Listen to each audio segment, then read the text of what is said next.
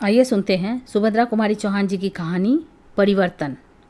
ठाकुर खेत सिंह, इस नाम को सुनते ही लोगों के मुंह पर घृणा और प्रतिहिंसा के भाव जागृत हो जाते थे, किंतु उनके सामने किसी को उनके खिलाफ चूं करने की भी हिम्मत न पड़ती।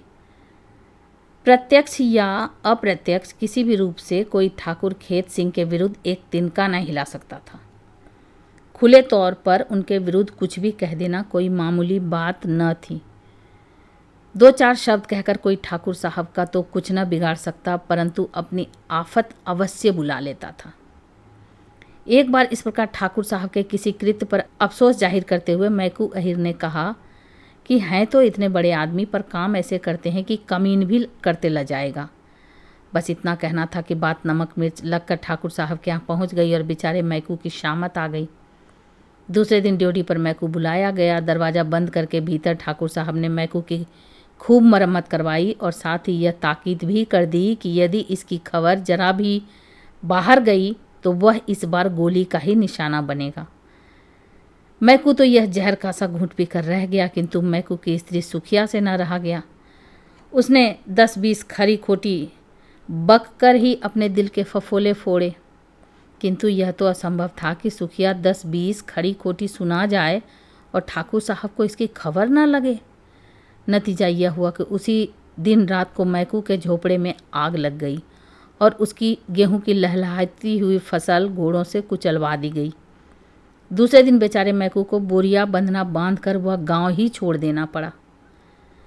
ठाकुर खेत सिंह बड़े भारी इलाकेदार थे। 16,000 सालाना सरकारी लगान देते थे। दरवाजे पर हाथी झूमा करता, घोड़े गाड़ी मोटर और भी न जाने क्या क्या उनके पास था। 2 संतरी किरच बांधे 24 घंटे फाटक पर बने रहते।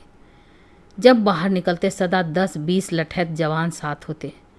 उस इलाके में न जाने कितने बैठे बैठे मुफ्त खा रहे थे और न जाने कितने मटिया मेट हो रहे थे, पर इस पर टीका टिप्पणी करके कौन आफत मोल ले।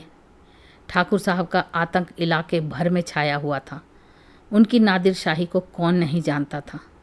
किसी की सुंदर बहू बेटी ठाकुर साहब के नज़र तले भर पड़ जाए और उनकी तबीयत आ जाए तो फिर चाहे आकाश पाताल एक ही क्यों न करना पड़े, किसी न किसी तरह वह ठाकुर साहब के जनान खाने में पहुंच ही जाती थी।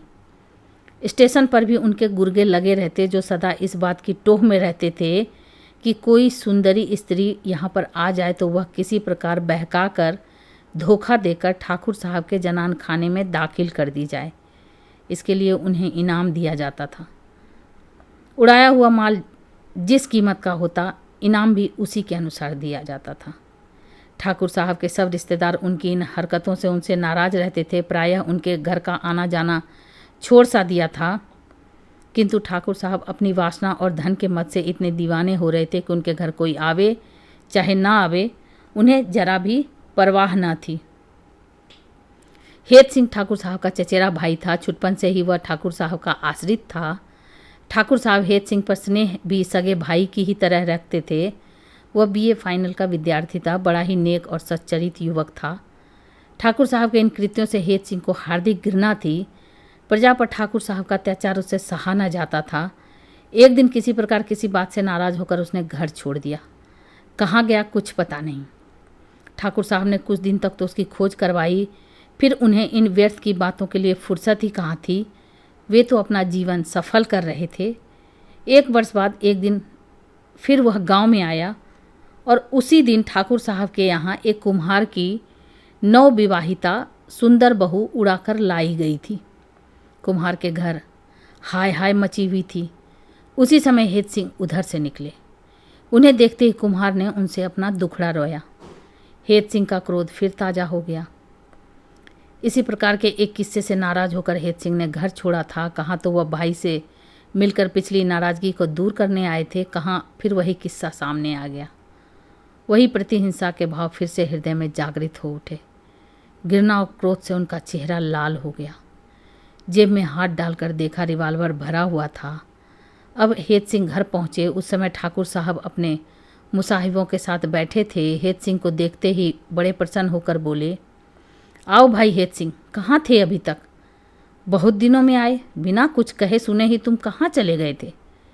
हेत सिंह ने ठाकुर साहब की किसी बात का उत्तर नहीं दिया। वह तो अपनी ही धुन में था। बोला, भैया क्या मनका कुमार की बहू घर में है? यदि है तो आप उसे वापस पहुंचवा दीजिए। ठाकुर साहब की त्योरियां चढ़ गई और क्रोध को दबाते हुए वे बोले, हेत सिंह तुम कल के छोकरे हो, तुम्हें इन बातों में ना पड़ना चाहिए। जाओ भीतर जाओ, हाथ मुंह धोकर कुछ खाओ पियो। हेत सिंह ने तीव्र स्वर में कहा, पर मैं क्या कहता हूं, मनका कुमार की बहू को आप वापस पहुंचवा दीजिए। मैंने एक बार तुम्हें समझा दिया कि तुम्हें मेरे निजी मामलों में दखल देने की जरूरत नहीं है। फिर भी मैं पूछता हूं कि आप उसे वापस पहुंचवाएंगे या नहीं? खेत सिंह गंभीरता से बोले, मैं तुम्हारी किसी बात का उत्तर नहीं देना चाहता, मेरे सामने से चले जाओ। हेत सिंह अब न सह सके, जेब से रिवॉल्वर निकालकर लगातार 3 फायर कर दिए, किंतु तीनों निशाने ठीक न पड़े। ठाकुर साहब जरा ही इधर उधर हो जाने से साफ बच गए। हेत सिंह उसी समय पकड़ा गया। हत्या करने की चेष्टा के अपराध में उसे 5 साल की सख्त सजा हो गई। इसके कुछ ही दिन बाद मैनपुरी षड्यंत्र केस पर से उसके ऊपर दूसरा मामला भी चलाया गया, जिसमें उसे 7 साल की सजा और हो गई। ठाकुर साहब का बाल भी बांका ना हो सका। यद्यपि ठाकुर साहब के घर उनके कोई भी रिश्तेदार न आते थे, किंतु फिर भी ठाकुर साहब कभी कभी अपने रिश्तेदारों के यहाँ हो आया करते थे। ठाकुर साहब की बुआ की लड़की चंपा का विवाह था। एक मामूली छपा हुआ निमंत्रण पत्र पाकर ही वे विवाह में जाने को तैयार हो गए। चंपा ने जब सुना कि ठाकुर साहब आए हैं तो उसने उन्हें अंदर बुलवा भेजा। चंपा को हेत सिंह के जेल जाने से बड़ा कष्ट हो ही रहा था। वह इस विषय में ठाकुर साहब से कुछ पूछना चाहती थी। चंपा के निडर स्वभाव और उसकी स्पष्ट वादिता से ठाकुर साहब अच्छी तरह परिचित थे। पहले तो वो चंपा के सामने जाने में कुछ झिझके, फिर आखिर में उन्हें जाना ही पड़ा। न जाने क्यों वे चंपा का लिहाज भी करते थे। साधारण कुशल प्रश्न के पश्चात चंपा ने उनसे हेत सिंह के विषय में पूछा। ठाकुर साहब ने अफसोस जाहिर करते हुए कहा, क्या करें, भूल तो हो ही गई। दादा अब आप इन आदतों को छोड़ दें तो अच्छा हो। कुछ अनविज्ञता प्रकट करते हुए ठाकुर साहब बोले, कौन सी आदतें बेटी? चंपा ने मार्मिक दृष्टि से उनकी ओर देखा और चुप हो गई।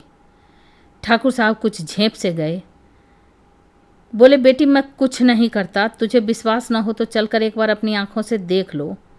वैसे तो लोग न जाने कितनी झूठी खबरें उड़ाया करेंगे, पर तुझे तो विश्वास न करना चाहिए। चंपा का विवाह हो गया। चंपा ससुराल गई और ठाकुर साहब अपने घर आए।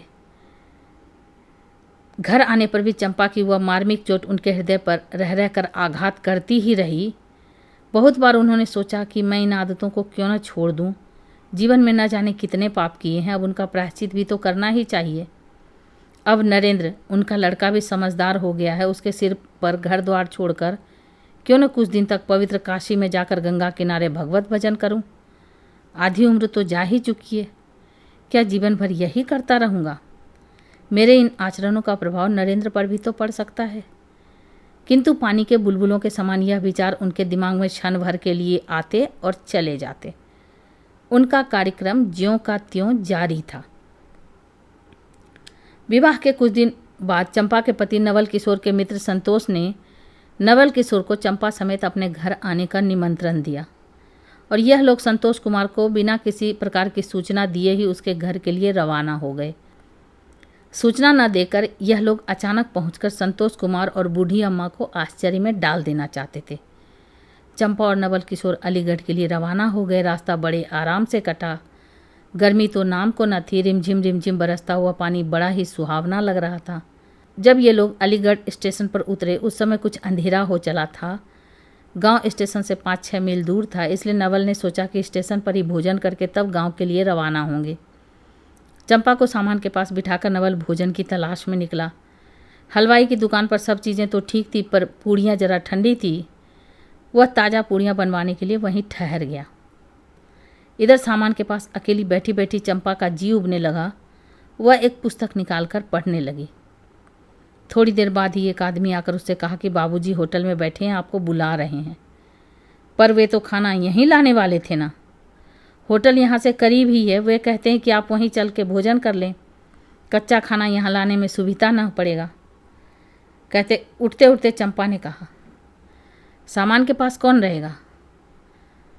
सामान तो कुली देखता रहेगा, आप फिक्र ना करें, 10 मिनट में तो आप वापस आ जाएंगी। क्षण भर तक चंपा ने न जाने क्या सोचा, फिर उस आदमी के साथ चल दी। स्टेशन से बाहर पहुंचते ही उस आदमी ने पास के एक मकान की तरफ इशारा करके कहा, हुआ सामने होटल है, बाबूजी वहां बैठे हैं।